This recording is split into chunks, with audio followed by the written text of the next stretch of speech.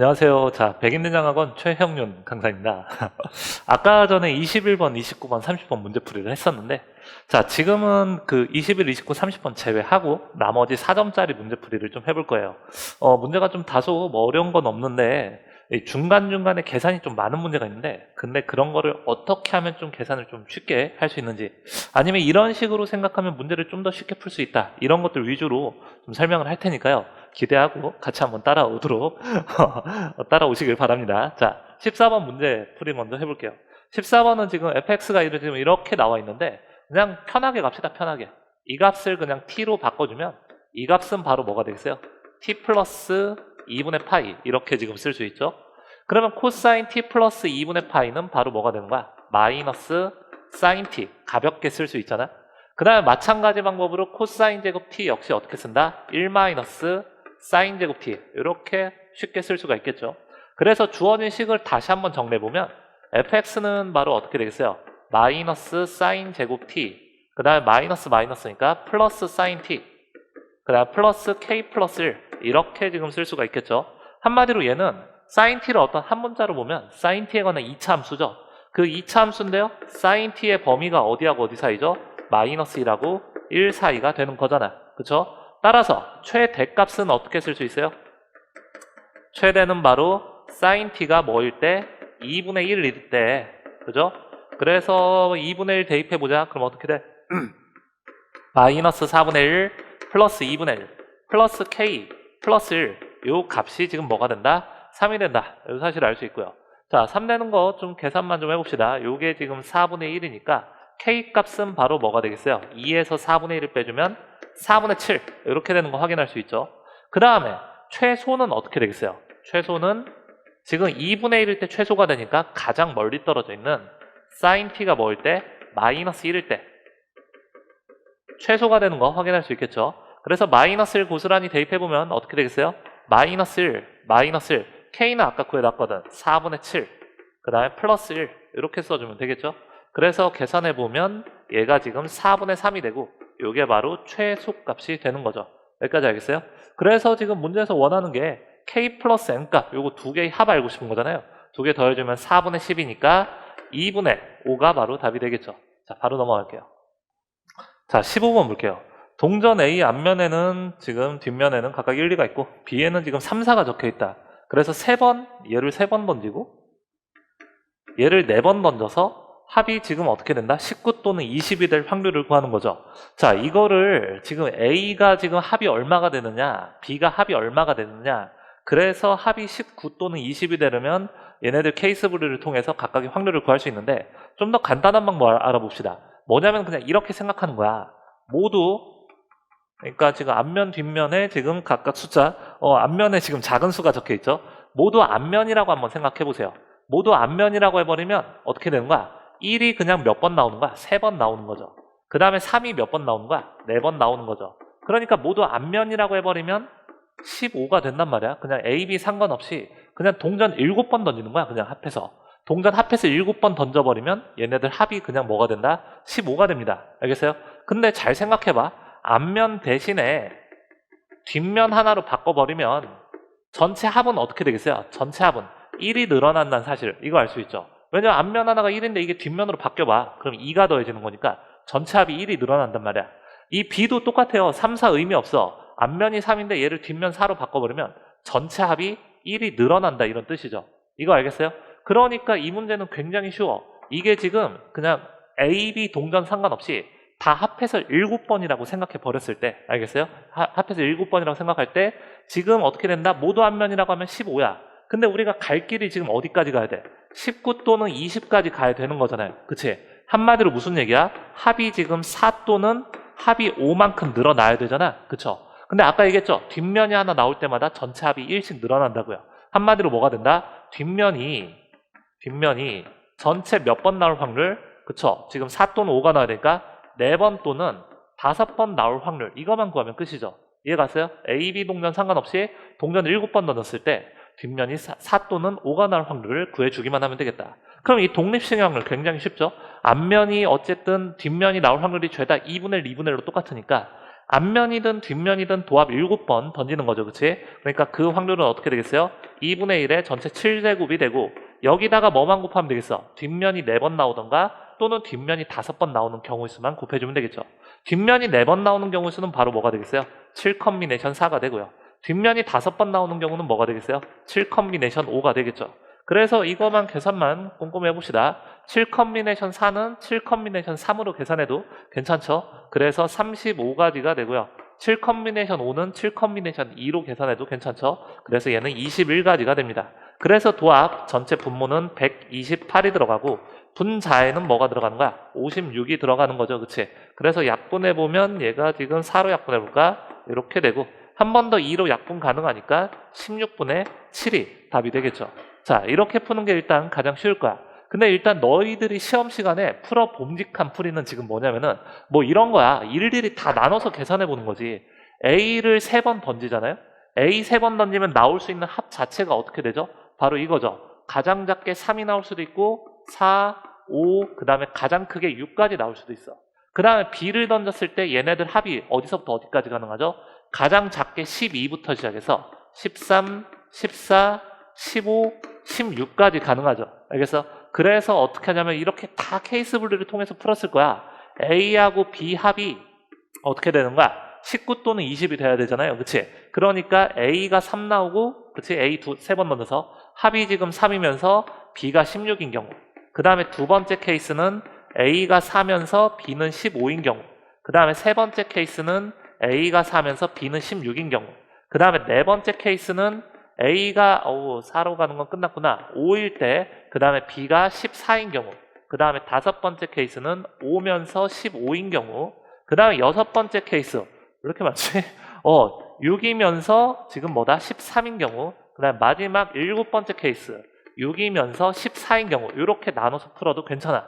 선생님 7번이나 계산하라고요? 아니요. 하다 보면은 이게 그 계산 자체가 항상 똑같습니다. 뭐냐면은 잘 생각해봐. 어차피 이게 3하고 6이 나오려면 지금 어떻게 되는 거야? 얘가 3이 나올 확률은 뭐예요? 모두 다 앞면이 나와야 되지, 그치? 그러니까 2분의 1에 3승이 곱해지는 거고 16이 나오려면 뭐 해야 되는 거야? 모두 다 뒷면이 나와야 되는 거지, 그치? 그러니까 2분의 1에 4제곱이 곱해진단 말이야? 그러면은 전체 확률은 어떻게 되겠어요? 무조건 2분의 1에 7승은 곱해지게 돼 있어요. 알겠어요? 그 다음에 뭐야? 얘네들 뒤섞는 경우. 이 경우 수가 몇 가지죠? 한 가지죠. 얘네들 뒤섞는 경우. 그러니까 뒷면만 4번 나와야 되니까 그 경우 수가 한 가지지. 그러니까 1 곱하기 1에서 얘는 2분의 7, 2분의 1에 7제곱에다가 곱하기 1을 해주면 된다. 그리고 나머지 7가지 경우도 굉장히 쉽게 우리가 풀 수 있어요. 뭐냐면 4하고 15가 나오더라도 어차피 뭐야? 동전 3번 던지고 동전 4번 던지는 거니까 전체 확률은 2분의 1에 7제곱 곱해지는 건 공통이야. 알겠어? 그런데 4가 나오려면 뭐 하면 되겠어요? 얘네들이 동전이 한 번은 뒷면이 나오고 두 번은 앞면이 나와야 되는 거잖아. 그러니까 그거 뒤섞는 경우의 수가 3가지고요. 그 다음에 얘도 역시 뒤섞는 경우의 수가 뭐가 되는 거야?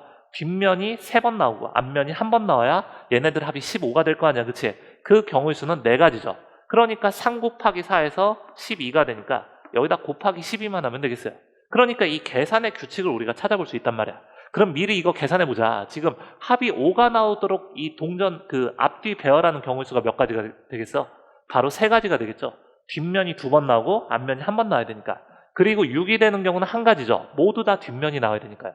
같은 방법으로 얘도 역시 합이 14가 되도록 동전의 앞뒤 배열하는 경우가 몇 가지가 되겠어요? 그렇지. 6가지가 되겠죠. 왜냐면 앞면이 2번, 뒷면이 2번 나와야 되니까. 그거 순서 바꾸는 경우의 수 6가지 나오고요. 같은 방법으로 얘는 4가지, 얘는 그냥 한 가지. 이렇게 지금 쓸 수 있단 말이야. 그럼 나머지 7가지 경우에 대해서도 우리가 쉽게 계산할 수가 있어요. 4하고 16일 때는 어떻게 되겠어? 그냥 2분의 1의 7제곱은 무조건 똑같아. 근데 4일 때 경우의 수는 3이고 16일 때 경우의 수는 1이니까 그냥 3 곱하기 1에서 3가지가 되겠죠. 같은 방법으로 5하고 14일 때도 2분의 1의 7제곱에 5일 때 경우의 수는 3가지, 그 다음에 14일 때 경우의 수 6가지니까 3 곱하기 6에서 18을 곱해주면 되겠고요. 같은 방법으로 2분의 1의 7승에 5하고 15일 때 각각 경우의 수가 뭐야? 3하고 4니까 3 곱하기 4에서 12. 그 다음에 얘도 역시 2분의 1의 7제곱에 6하고 13하고 경우의 수가 각각 1하고 4니까 1 곱하기 4에서 곱하기 4. 그 다음 마지막 6하고 14일 때는 2분의 1의 7제곱에 곱하기 6일 때 경우의 수는 한 가지, 14일 때 경우의 수는 6가지 이렇게 되니까 1 곱하기 6에서 6가지 이렇게 계산만 하면 되겠죠. 다소 좀 계산이 많긴 하지만 그래도 이게 생각은 단순하잖아. 그치? 그래서 충분히 주어진 시간 내에 할만할 겁니다. 그래서 이거 다 더해버리더라도 같은 결과 이끌어낼 수 있죠. 2분의 1의 7승에 뭘 곱하면 되겠어요? 얘네들 개수만 다 더해주면 되겠죠. 이렇게 다 더하면 16에다가 그 다음에 30 더하니까 46, 50에다가 6을 더해주니까 56 같은 결과 이끌어낼 수 있겠죠. 자, 두 가지 버전으로 풀이를 해봤는데, 자, 요 첫 번째 혹시 생각을 못했다면 한번 정리하고 넘어가도록 합시다. 다음 문제 보자. 자, 16번을 봅시다. 좌표 평면에서 A가 6,0, B가 8,6인데 점P가 어떤 도형을 따라서 돌고 있는데요. PA 플러스 PB의 크기가 루트 15를 일정하다 이거야. 그러면 처음에 이 식을 어떻게 바꾸냐면, 근데 마침 여기 나와 있네. A, B의 중점은 M이라고 나왔잖아요. 그럼 M좌표 일단 구해놓고 가볼까? M좌표는 지금 7,3 이렇게 지금 나와 있는데 PA 플러스 PB를 어떻게 바꿀 수가 있어요? 2 곱하기 PM 벡터로 바꿀 수가 있겠죠. 알겠나요? 그러니까 2 곱하기 PM 벡터의 크기가 루트 10으로 일정하다는 얘기는 바로 이거야. PM 벡터 크기가 항상 뭐로 일정하다? 2분의 루트 10으로 일정하다. 한마디로 점P의 자취는 바로 원이겠죠. M을 중심으로 하고 반지름의 길이가 2 루트 10인 원이다. 그걸 그림으로 한번 표현을 해볼게. 지금 좌표 평면상에서 지금 어떻게 되냐면 M좌표가 7,3 이렇게 있습니다. 반지름 길이가 2분의 루트 10인 원을 따라서 점 P가 돌고 있다 이런 뜻이죠. 알겠어요? 자, 그런데 어떤 벡터가 지금 최대가 된대요. 이 점 P를 따라서 이 원을 따라서 돌고 있는 점 P에 대해서 OB 벡터하고 OP 벡터 내적이 최대가 된다 이거죠.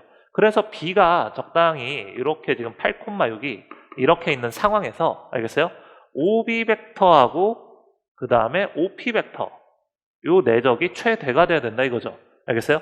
그러면은 이거는 OP 벡터를 이 원의 중심으로 분해해도 괜찮고요. 아니면 이렇게 한번 이해해 볼까요?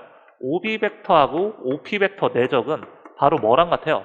여기다가 수선의 발을 한번 내려보자. 수선의 발 H를 내려봤을 때 바로 이거지. 그냥 선분 OB 길이 곱하기 선분 OH 길이의 곱하고 똑같잖아요. 여기까지 알겠어요? 자, 그런데 얘는 지금 뭐죠? 10으로 일정하죠. 그래서 최대가 되려면 뭐가 최대면 되겠어? OH가 바로 최대이면 되겠다. 이해가세요? 그러니까 H가 어떻게 떨어져야 되는 거야? 최대한 O에서 멀리 떨어져야 되는 거야. 알겠나? 그렇게 되려면 우리가 점P의 위치를 찍을 수가 있죠. 어떻게 찍을 수 있어요? 바로 이거야. 여기에서 OB에 지금 평행선을 그어주세요. 평행선을 긋고 여기에서 수선의 발을 내려버리면 얘가 90도고 그러니까 여기가 90도니까 이 수선 자체가 뭐죠? 이 원에서 접하죠. 그치? 이해가세요? 그래서 수선의 발이 H 여기 떨어질 때 이게 바로 OH 길이가 가장 멀겠죠. 왜냐면 여기서 더 멀어지면 이 수선 자체가 이 원하고 만나요? 안 만나요? 안 만나죠. 그러니까 점P 자체가 존재 안 한다 이런 뜻이야. 여기까지 알겠어? 따라서 Q가 어디 존재해야 된다? 바로 여기서. 그치? 여기서 접선을 그었는데 마침 OB의 수직이야. 알겠어? 그럴 때 이 점이 바로 점P고 그때 점P를 뭐라고 둔다? Q라고 둔다 이 얘기죠. 그래서 Q의 위치는 바로 이렇게 찍을 수가 있습니다. 그러니까 우리가 뭘 할 수 있냐면 바로 이거야. MQ하고요. 누가 평행한 거야? OB하고 지금 평행한 상황이죠. 여기까지 알겠어요? 굉장히 쉽죠? 자, 그래서 마지막 이제 이것만 구해보자. OA 벡터하고요. OA 벡터. 그 다음에 MQ 벡터. 이때 이 내적값만 구해보자 이런 뜻이야. 그럼 OA 벡터, MQ 벡터 내적은 우리 그냥 이렇게 가볼래? 편하게 가자. 왜냐면 A좌표가 문제 뭐라고 나왔냐면은 바로 6,0이라고 나왔죠. 그러니까 벡터 내적의 정의만 이용합시다. OA 벡터 크기는 6이고요. 그 다음에 MQ 벡터의 크기는 뭐야? 어차피 Q가 지금 원 위에 있는 점이니까 그대로 2분의 루트 10이 되는 거지. 그 다음에 OA 벡터하고 MQ 벡터 사이각은 뭐랑 똑같냐면 잘 생각해 보세요. MQ하고 OB가 지금 평행하다고 했잖아. 알겠어? 그러니까 이 OA 벡터하고 MQ 벡터 사이각은 그냥 결국에 뭐랑 똑같다? OA 벡터와 OB 벡터 사이각으로 그냥 처리할 수가 있다. 여기까지 알겠어요? MQ가 어차피 OB하고 평행한 상황이니까요. 어렵지 않죠? 자, 그래서 지금 여기다가 뭐다? OA 벡터하고 OB 벡터 사이각인 코사인 세타만 곱해주면 되는데 코사인 세타 가장 쉽게 구할 수 있는 방법은 그냥 B만 보세요. B에서 여기다 수선의 발 내려버리면 어디로 들어가요? 8,0이 되고 이 직각삼각형에서 우리가 코사인 세타 굉장히 쉽게 할 수 있죠. 그치? 요 빗변 길이가 전체 10이고요. 그 다음 요 밑변 길이가 지금 8이니까 이 코사인 세타는 얼마가 된다? 5분의 4가 된다는 사실 굉장히 쉽게 할 수 있습니다. 그래서 마지막 계산만 하면 답이 되겠죠. 그래서 답은 5분의 12 루트 10이 되는 거지. 자, 다음 문제로 넘어갈게요. 자, 자, 17번 볼게. 통계 문제잖아. 그치? 통계 문제 아직 자신 없는 친구들은 그냥 기본 내용부터 좀 다시 한번 보길 바래. 왜냐면 통계는 이 활용 문제가, 응용 문제가 그렇게 크게 어려운 수준은 아니거든. 그래서 기본 내용만 정확히 알고 있고 관련 요제만 몇 개 연습해보면 조금 이렇게 꼬아내더라도 크게 어렵지 않게 문제 풀 수 있을 거야. 17번도 그냥 가볍게 보도록 합시다. 자, 17번 지금 보면 어느 고등학교 학생들의 1개월 자율학습실 이용 시간은 평균 m, 표준 편차 5인 정규 분포를 따른다. 그럼 이렇게 천천히 한번 해볼까? 확률 변수 x를 한번 정해볼게. 이 확률 변수 x는 각각 학생들의 어떤 거? 자율학습실 이용 시간. 각각 이용 시간들이 다 다르잖아요. 알겠어? 그 이용 시간들을 확률 변수 x라고 정의를 해보자. 이런 게 은근 중요하거든. 그래서 x를 정의했을 때 얘가 어떤 정규 분포를 따른다? 평균 m, 그 다음에 표준 편차는 5라고 했으니까 m, 5제곱 정규 분포를 따른다. 이렇게 쓸 수가 있죠. 근데 여기서 25명을 이미 추출해서 전체 모평균을 추정하는 문제죠. 이해가세요? 자, 그러니까 25명을 이미 추출했다라고 했으니까 n에는 뭐가 들어가는 거야? 5가 들어가는 거야. 25명에 대해서 n에는 25가 들어가는 거죠. 자, 그 다음에 25명에 대한 표본 평균을 우리가 바x1이라고 할 때 이때 모평균 m을 한번 추정해 볼게요. 그럼 어떻게 되겠어요? 바x1 마이너스 k 곱하기 루트 m분의 시그마인데, 그런데 신뢰도가 95%라고 했고 그 다음에 밑에 그 힌트를 보니까 지금 어때요? Z가 0하고 1.96 사이에 속할 확률이 0.475다 라고 나왔으니까 상수 K에는 뭘 써주면 되겠어요? 1.96을 써주면 되겠죠. 그 다음에 곱하기 루트 n분의 시그마, n이 지금 25니까요 5분의, 그 다음에 얘네들 전체 표준 편차가 뭐라고 했어요? 5라고 나왔죠. 그치? 그래서 5분의 5 이렇게 지금 볼 수 있고요. 그 다음에 우측 끝은 어떻게 쓸 수 있어요? 바x1 플러스 1.96 곱하기 5분의 5 이런 식으로 우리가 추정을 해볼 수 있겠죠. 그래서 이렇게 지금 나왔는데요. 이 값이 지금 어떻게 된대요? 자, 이쪽이 뭐가 된다? 80 마이너스 a가 된다. 그 다음 이쪽이 뭐가 된다? 80 플러스 a가 된다 라고 문제에 나와 있죠. 그치? 따라서 우리가 알 수 있는 사실은 뭐냐면 바 x1이 80이고 그 다음에 a의 정체는 뭐다? 이게 어차피 약분하면 1이니까 1.96이다. 요거 두 개 알 수 있죠. 됐어요? 자, 그 다음에 계속 해볼게요. 자, 이번에는 다시 추정을 해본 거야. 다시 추정을 했는데 몇 명을 뽑아본 거야? n명을 뽑아봤다 이 얘기죠. 그치? n명을 뽑아봤기 때문에 어떤 상황인지 알 수가 없어요. 그 다음에 이 표본 평균, n명에 대한 표본 평균을 조사해봤는데 바x2라고 했어요. 알겠어? 이거 가지고 새롭게 모평균을 한번 추정을 해보자. 이 모평균 m은 어디하고 어디 사이에 들어있다라고 추정할 수 있어? 바x2 마이너스 신뢰도는 여전히 95%라고 했으니까요. 1.96 곱하기 그 다음 n을 모르는 상태예요. 루트 n분의 5 이거와 그 다음에 바x2 플러스 1.96 곱하기 뭐가 된다? 루트 n분의 5 이렇게 지금 들어간다 라는 사실을 알 수 있죠. 그런데 이 값이 지금 어떻게 된다고 했어요? 얘가 이쪽은 16분의 15 곱하기 바x1이라고 했는데 어차피 바x1이 80이잖아요. 그치? 그러니까 16 곱하기 15를 곱해주면 그게 뭐가 되겠어? 75가 되겠죠. 그치? 그러니까 얘는 75 마이너스 7분의 5 곱하기 a라고 했는데 a의 정체는 뭡니까? 1.96입니다. 계산 안 하고 그냥 갈게요. 1.96 곱하기 7분의 5 이 값이 이렇다는 얘기고요. 그 다음에 이 값은 어떻게 된다? 75 플러스 1.96 곱하기 7분의 5다 이런 사실을 알 수가 있죠. 자, 그래서 양쪽 비교해 주니까 우리가 뭘 쉽게 알 수 있어요? 바x2의 정체는 사실 75였다. 그리고 n값은 바로 뭐가 된다? 루트 n이 7이니까 n값은 바로 49가 되겠죠. 여기까지 알겠어요? 자, 그래서 문제에서 n하고 바x2를 더하라고 했으니까 75하고 49를 더해서 124 답을 쉽게 구할 수가 있겠죠. 자, 공식만 잘 써도 쉽게 문제 풀 수 있으니까 너무 겁먹지 말고 한번 잘 풀어보세요. 다음 문제 볼게요. 18번 봅시다. 18번은 지금 함수의 개수 구하는 문제는 처음에는 꼭 이렇게 헷갈리면 대응관계를 좀 그려놓고 풀면 좀 더 쉽게 할 수 있을 거야. 그래서 1, 2, 3, 4, 5에서 함수 f에 의해서 다시 어디로 1, 2, 3, 4, 5로 화살표들을 하나씩 준다 이런 얘기죠. 자, 그런데 문제 조건이 뭐라고 했냐면 치역 A라고 했어요. 그러니까 화살표를 받는 애들의 집합만 생각해 봤을 때 NA가 4라고 했어요.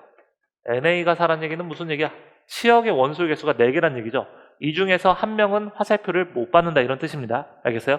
그런데 4개만 이 5개 중에서 4개의 원소만 화살표를 받을 수 있는데 이 집합 A에, 그러니까 치역 화살표를 받는 애들의 그 숫자들의 전체 합이 뭐가 된다? 홀수가 된다 이러는 거야. 그치? 그러면은 이게 합이 홀수가 되려면 얘들아 그것만 좀 기억하면 되거든. 홀수를 말이야 홀수 번다 하면 홀수가 됩니다. 그래서 라임이 좀 살아있지 않아? 홀수.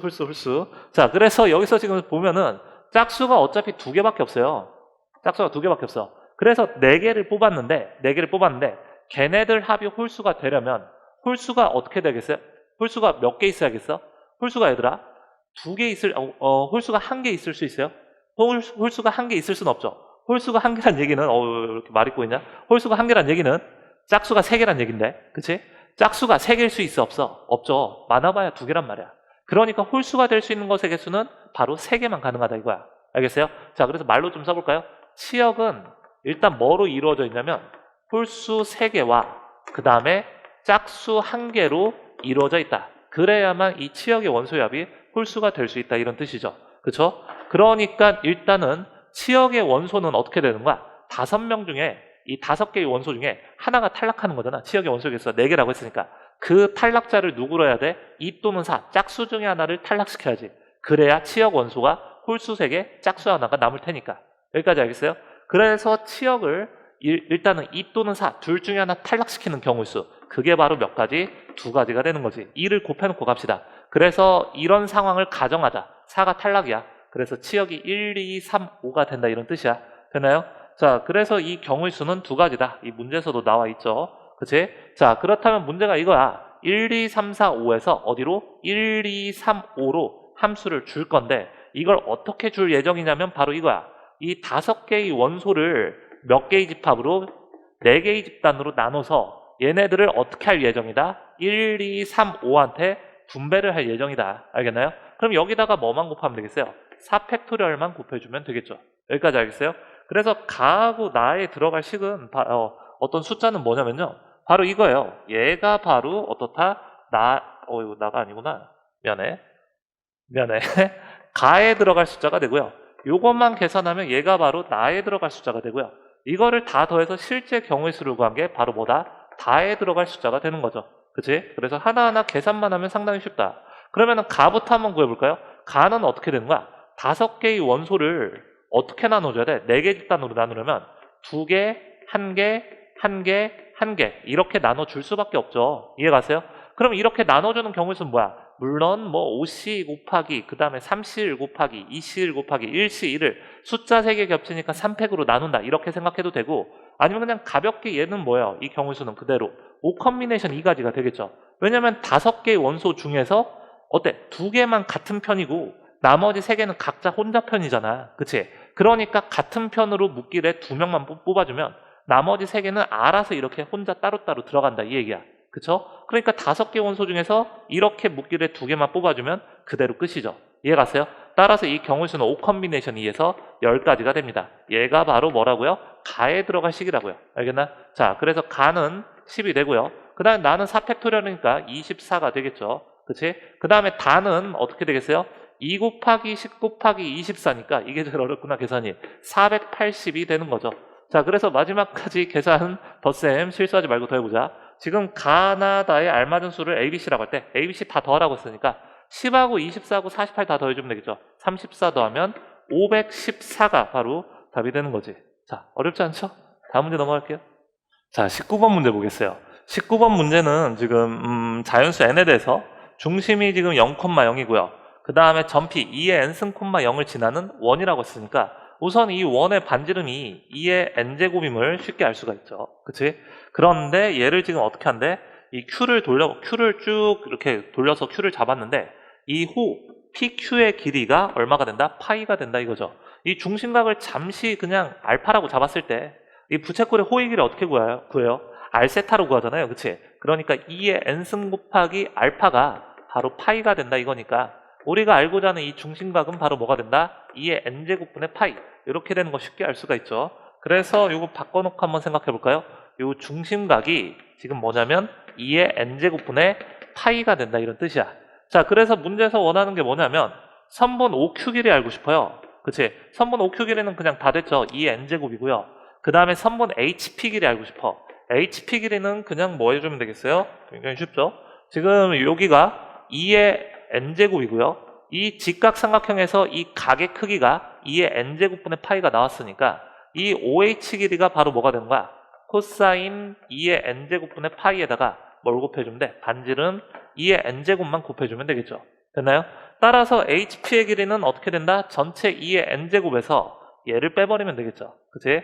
그래서 요거 계산하자. 2의 n제곱으로 묶어버리면 1 코사인 2의 n제곱분의 파이 이렇게 쓸 수 있다. 됐나요? 자, 그래서 어떤 극한을 알고 싶냐면 바로 이 극한을 알고 싶습니다. n이 양의 무한대로 갈 때 이 얘네들을 곱해보는 거죠. 그치? 2의 2n제곱 곱하기 1 코사인 2n제곱분의 파이 요 극한을 알고 싶어. 물론 이거를 그냥 바로 계산할 수 있으면 뭐 그대로 가시고요. 조금 더 쉬운 방법을 알려주자면 오히려 더 천천히 가는 게 도움이 될 거야. 한마디로 2의 n제곱분의 1을 잠시 t로 바꿔 써서 문제를 다시 한번 써봅시다. 알겠어요? 그러면은 이 문제는 어떻게 되겠어요? 리미트 n이 양의 무한대로 가버리면 t는 어떻게 되겠어요? 바로 0 플러스로 가겠죠. 됐나요? 자, 그 다음에 나머지 식 마저 써볼게.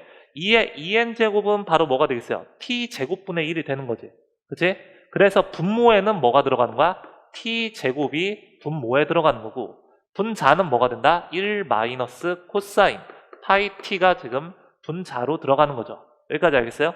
자, 그래서 이 극한 계산 구하는 건 상당히 쉽죠. 그치? 분모 분자에다 뭐만 곱한다? 1 플러스 코사인 파이 t만 분모 분자에다 곱해주자. 1 플러스 코사인 파이 t 이렇게 곱해주면은 분자는 어떻게 되겠어요? 바로 사인 제곱 파이 t 이렇게 되니까 t제곱분의 사인 제곱 파이 t가 파이 제곱으로 들어가겠죠. 알겠나요? 따라서 그 다음에 요 값은 그냥 1로 수렴하니까 답은 얼마가 된다? 2분의 파이 제곱임을 굉장히 쉽게 할 수 있죠. 됐나요? 자, 이것도 역시 뭐 어렵진 않으니까 바로 넘어갈게요. 20번도 바로 봅시다. fx가 지금 0초가 2파이 미만에서 코사인 x 플러스 2x 사인 x 이렇게 지금 정의가 되어 있는데 얘가 알파하고 베타에서 극값을 갖는다 라고 했죠. 얘가 어디서 극값을 갖는지 한번 f'x를 조사해 봅시다. f'x는 마이너스 사인 x 더하기 2 곱하기 사인 x 더하기 2x 곱하기 코사인 x 이렇게 지금 나오는데요. 이 식 정리해주면 자, 여기까지는 쉽게 할 수 있죠. 사인 x 플러스 2x 곱하기 코사인 x 이렇게 되는 거 쉽게 할 수 있지. 자, 이 미분 가능한 함수에서 어디서 극값이 나오는지 확인해 보려면 얘가 대체 어디서 0이 되는지 이걸 좀 보면 되겠죠. 그죠? 자, 그래서 이걸 한번 볼게요. 사인 x가 요 방정식을 풀어보면 마이너스 2x 곱하기 코사인 x 이렇게 지금 쓸 수 있고 x는 지금 보세요. 0초가 2파이 미만이기 때문에 지금 어떻다? x도 0이 아니고요. 그 다음에 만약에 코사인 x가 0이라고 하면은 우변이 0이고 좌변 사인 x는 플러스 마이너스 1이니까 당연하게도 등호성립 안 하죠. 그치? 그래서 코사인 x가 0은 아니기 때문에 양변 코사인 x로 나눠주면은 일단은 어떤 식을 할 수 있다? 바로 이렇게 되는 걸 할 수 있다. 코사인분의 사인이 탄젠트잖아요. 그치?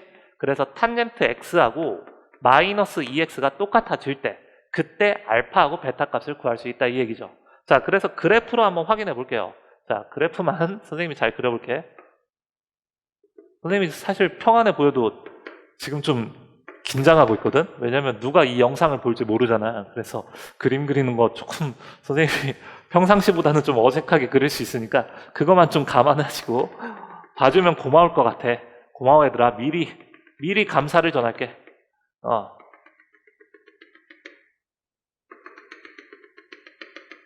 그래서 여기가 2분의 파이, 얘가 지금 파이, 2분의 3파이, 그 다음에 여기가 2파이, 0하고 2파이 사이에서만 그릴 겁니다. 그래서 이 탄젠트 x가 이렇게 그려지고 그 다음에 얘도 이렇게 그려지고 얘가 이렇게 그려지는 상황이죠. 그쵸? 그 다음에 y는 마이너스 2x 그래프를 그려볼게요. y는 마이너스 2x 그래프가 이렇게 그려진다고 합시다. 어렵지 않죠? 그래서 지금 알파하고 베타가 어디서 나온다고요? 탄젠트 x하고 그 다음에 마이너스 2x가 같아질 때 한마디로 y는 탄젠트 x 그래프하고 y는 마이너스 2x 그래프 그렸을 때 얘네들 교점이 바로 뭐가 된다? 극값 알파하고 베타가 될 수 있는 거죠. 그래서 바로 이 점이 바로 알파가 되는 거고요. 그리고 바로 여기 있는 점이 베타가 되는 이런 상황이죠. 이해 갔어요? 자, 그래서 이 정도만 좀 알아두시고 기억, 니은, 디귿 참거짓을 한번 같이 보도록 합시다. 기억 한번 볼까요? 기억은 탄젠트 파이 플러스 알파가 마이너스 2알파라고 했는데요. 어차피 탄젠트 파이 플러스 알파는 뭐와 같아요? 바로 탄젠트 알파하고 같죠. 그치? 근데 탄젠트 알파는 지금 어때요? 알파 자체가 y는 탄젠트 x하고 y는 마이너스 2xy의 교점이기 때문에 당연하게도 탄젠트 알파는 마이너스 2알파와 같다 라고 말할 수 있죠. 기억은 참입니다. 그죠? 그 다음 니은 봅시다. 니은은 그래서 이 탄젠트 함수를 gx라고 일단 정의를 해봤어. 자, 그런데 g 프라임 알파 플러스 파이가 g 프라임 파이보다 작다라고 했는데 이거는 그냥 이 그림에서만 봐도 충분할 것 같아요. 왜 그러냐면 자, 잘 보세요. 알파가 여기서 나오는데 여기서 다음 주기로 한번 넘어가 볼까? 알파 플러스 파이는 어떻게 되겠어요? 이 그림에서 봐서 알 수 있듯이 그쵸? 이렇게 와봐. 이게 지금 주기가 파이잖아요. 바로 이 점에 x좌표가 뭐가 된다? 알파 플러스 파이가 된다 이런 뜻이야. 여기까지 알겠어요?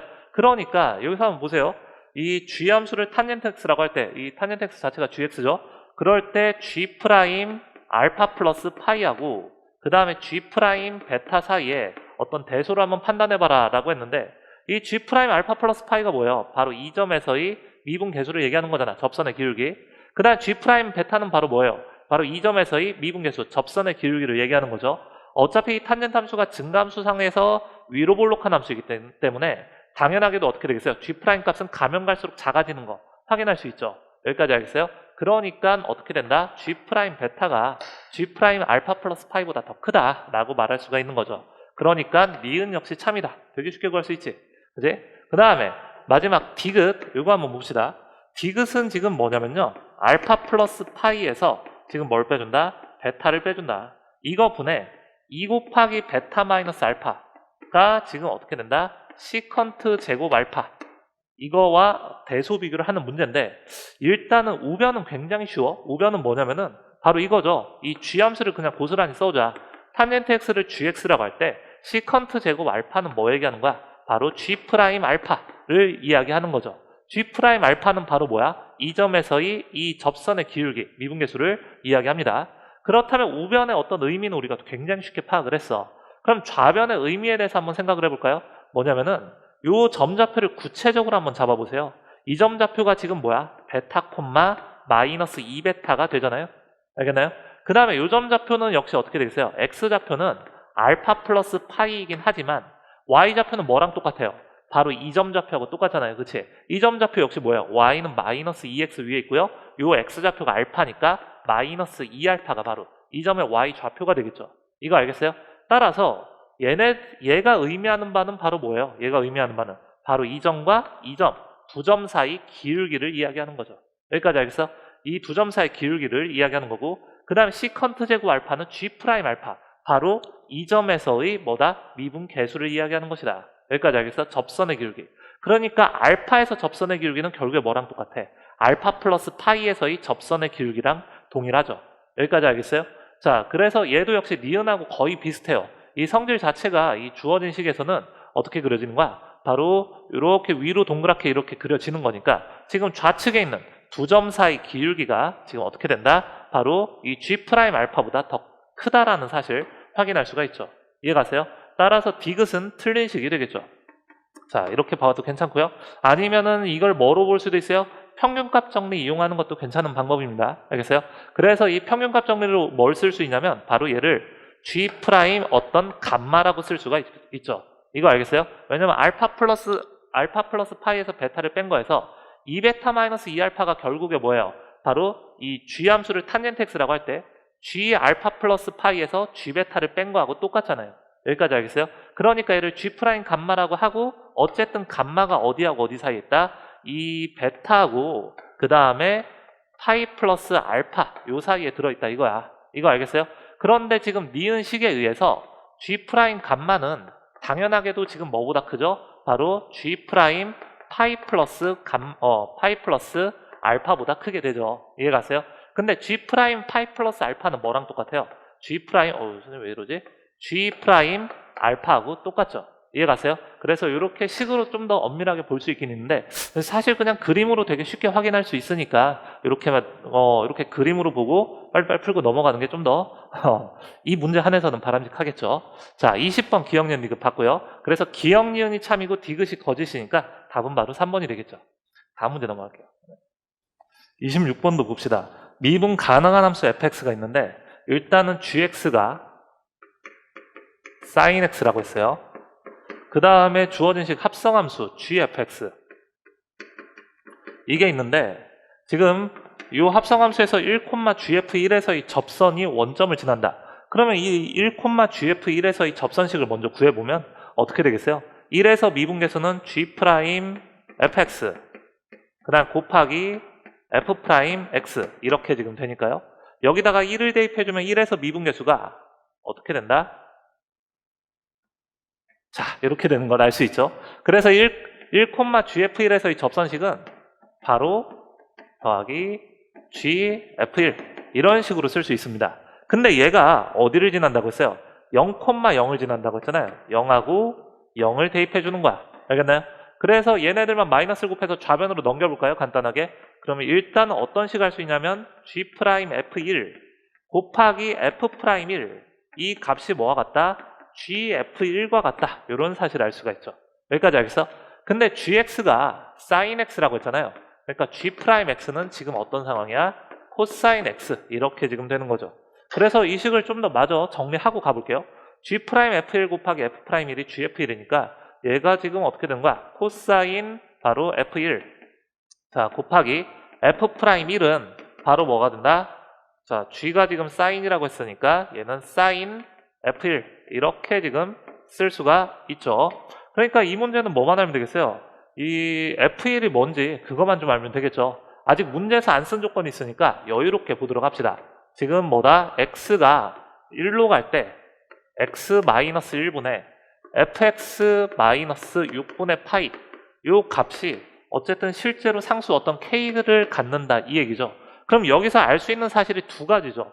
첫 번째는 뭐야? x가 1로 가면 분모가 0으로 가니까 분자도 0으로 가는 거잖아. 한마디로 f1이 바로 뭐가 된다? 6분의 파이가 된다. 이런 사실을 쉽게 알 수 있고요. 그 다음에 이 k 자체가 뭐예요? 이 6분의 파이 대신에 f1을 대입하면 미분계수의 정의에 의해서 k 값은 사실 뭐다? f'1이다. 이거와 같다. 자, 이 두 가지 조건을 알 수 있죠. 이 두 가지를 어디다가 여기다가 대입만 하면 그 문제 바로 끝나죠.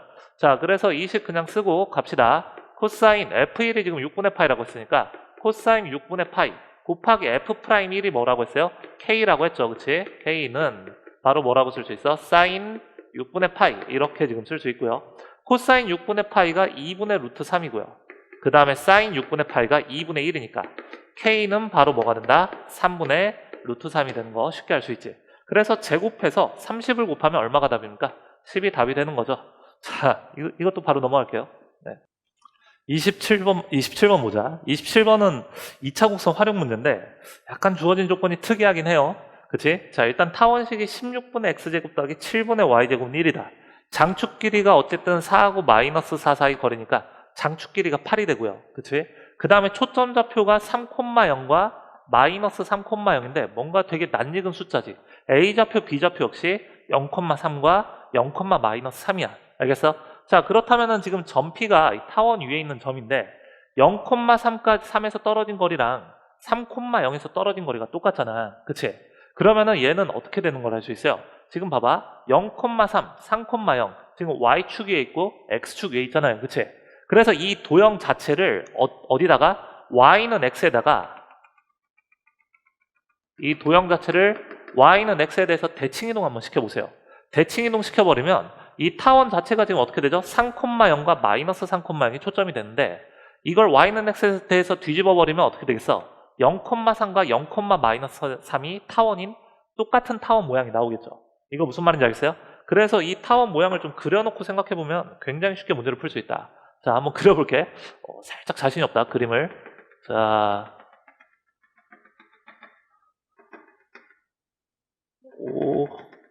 왠지.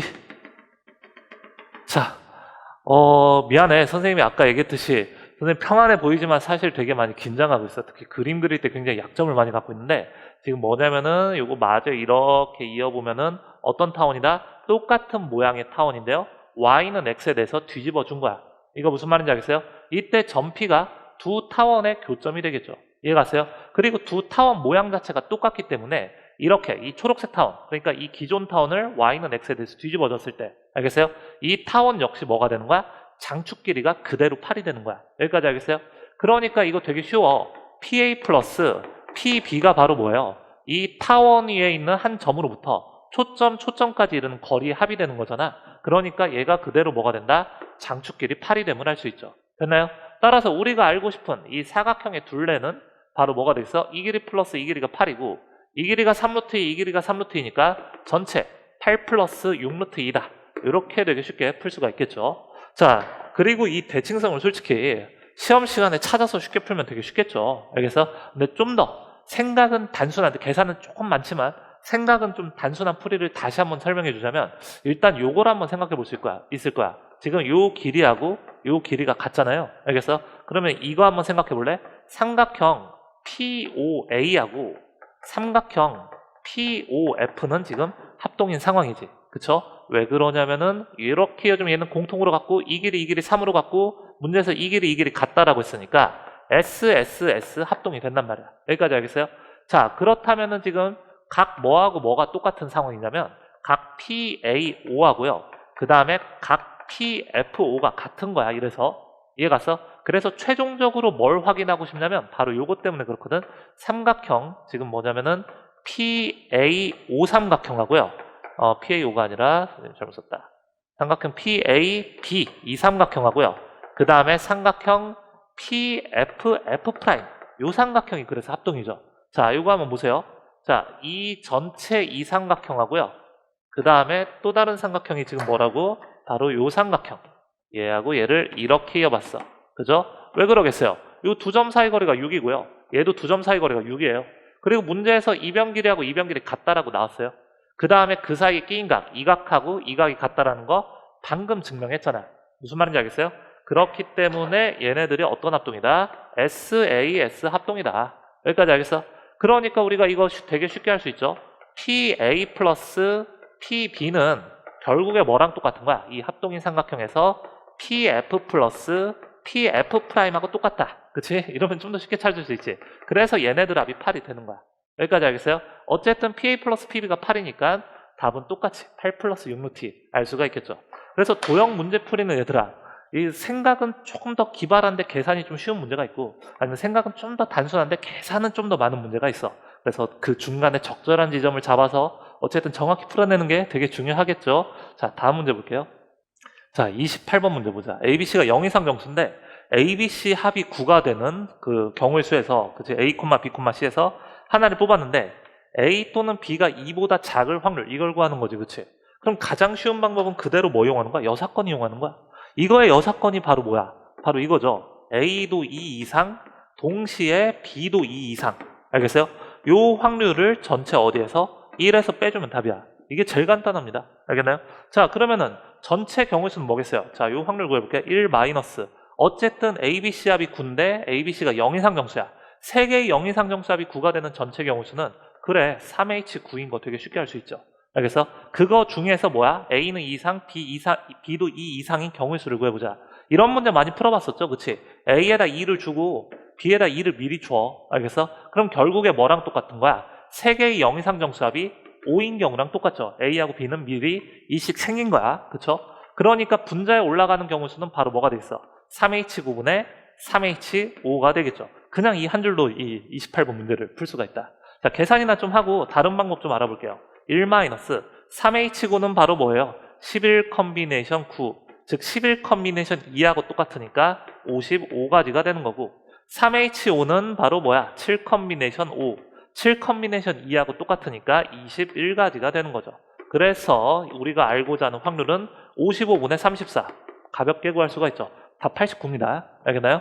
자, 이렇게 여사건 이용해서 굉장히 쉽게 풀 수도 있고요. 아니면 우리 포함배제 원리를 한번 이용해 볼까요?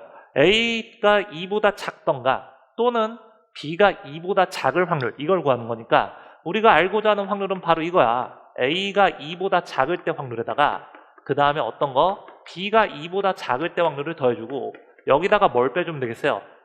그 겹치는 거 A도 2보다 작고 동시에 B도 2보다 작을 확률을 한번 덜어내면 되겠죠. 자, 이것도 뭐 앞에 거보다는 좀 더 계산이 많지만 그래도 쉽게 풀 수 있습니다. 자, 그래서 한번 가볼까요? 이 확률 구해보자. 일단은 전체 경우수는 그 3H9가 되겠죠. 아까 구해놨었죠, 그치? 전체 3H9분의 A가 2보다 작은 경우는 몇 가지가 있겠어요? A가 2보다 작다는 얘기는 무슨 얘기예요? A가 0 또는 1이 된다 이 얘기야. 0 또는 1이다. A가 0 또는 1이 되려면 몇 가지가 있겠어? A가 0이라고 한번 해봐. 그럼 B 더하기 C가 9인 거잖아, 그치? B 더하기 C가 9가 되는 경우수가 몇 개 있어요? 0,9부터 9,0까지 10개 있죠. 알겠나요? 그래서 A가 0일 때 경우수는 10가지. 그 다음 같은 방법으로 A가 1일 때 경우수는 뭐야? B 플러스 C가 8이니까 0,8부터 8,0까지 전체 몇 개 있다? 9개 있다 이런 뜻이야. 알겠나? 그래서 A가 0 또는 1인 경우수가 전체 몇 가지? 이 3H구는 아까 구해놨죠? 55분의 19 이렇게 됩니다. 자, 그럼 같은 방법으로 B가 2보다 작을 때도 똑같죠? 55분의 19 나오겠지? 왜? B가 또 0 또는 1이 되는 거니까 어차피 경우수 자체는 다를 바가 없다고요.